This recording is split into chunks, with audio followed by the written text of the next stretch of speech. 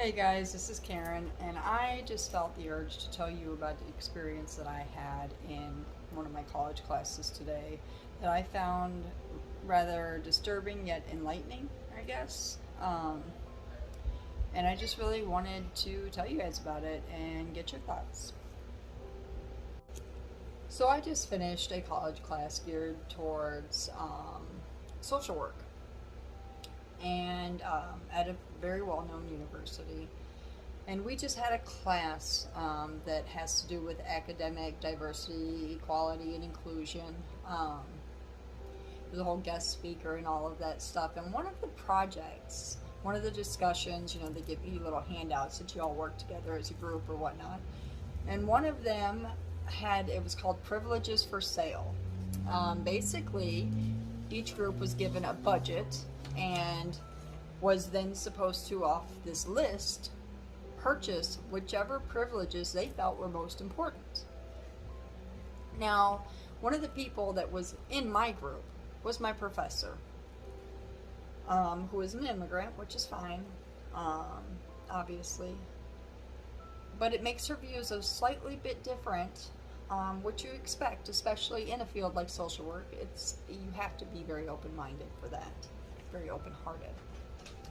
But the thing is that bothered me was the fact that in this list we were given 20 items and each group was given a budget.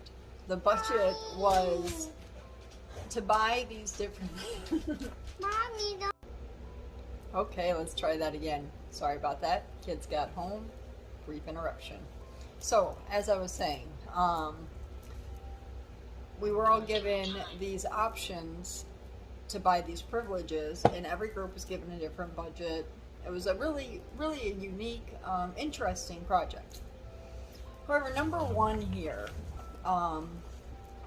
is the one that got me. My professor was determined to choose this one.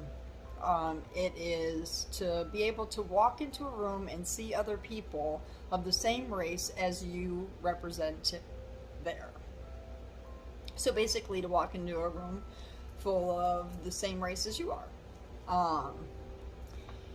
And then, I'm not going to read them all, but just the ones that her and I conflicted on. Then number 3 is have your voice heard and your opinion valued in a meeting, even if you are the only member of your race or gender present. Now, she automatically said number 1. We got to have number 1, and I questioned her. It's group activity. That's what we're supposed to do, right? And she basically claimed that I wouldn't understand because I'm not an immigrant. So I, of course, questioned her. I said, well, aren't I supposed to question you? Isn't that supposed to, so that I can understand? And then I asked her, I said, well, wouldn't it be more important, number 3, to be able to walk into the room and not feel awkward or out of place because your race or ethnicity is different, or gender, or whatever it is that makes you different? Wouldn't the more important thing be that everybody in the room was accepting, no matter what it was, no matter what color your hair or you or whatever is? And that's what number 3 is saying, is that you feel accepted and appreciated walking into a room full of everybody, and I pointed out to her, here I am, I'm going into social work, right? And now with all this different racial inequality, all this stuff that's going on here as of lately, me being a middle-aged white woman, if I try to help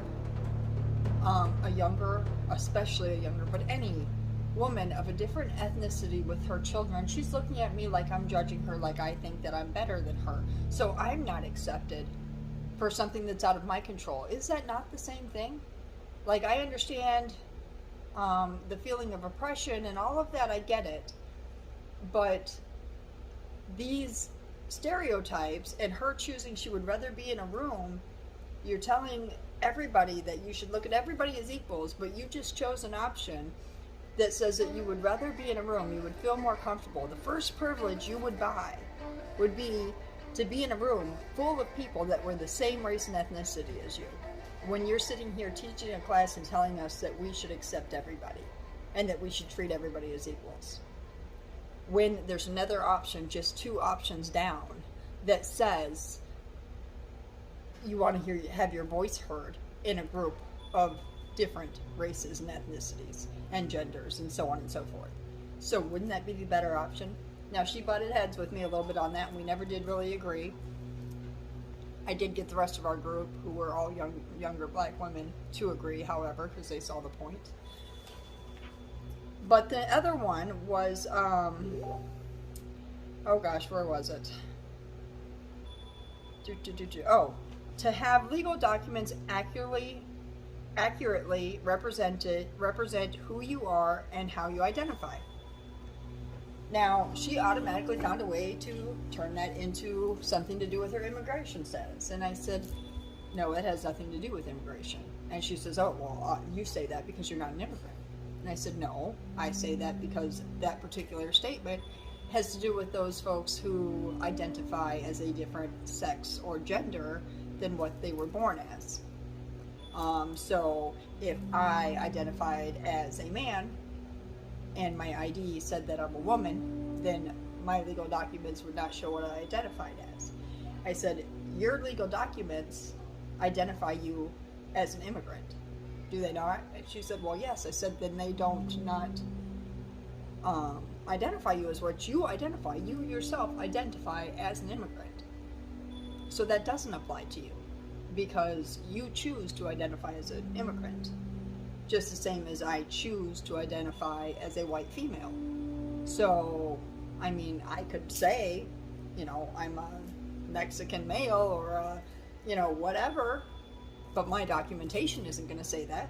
My documentation, my birth certificate, my legal documents are still going to say I am a Caucasian female, regardless of what I say or what I choose to identify as. That's what that has to do with.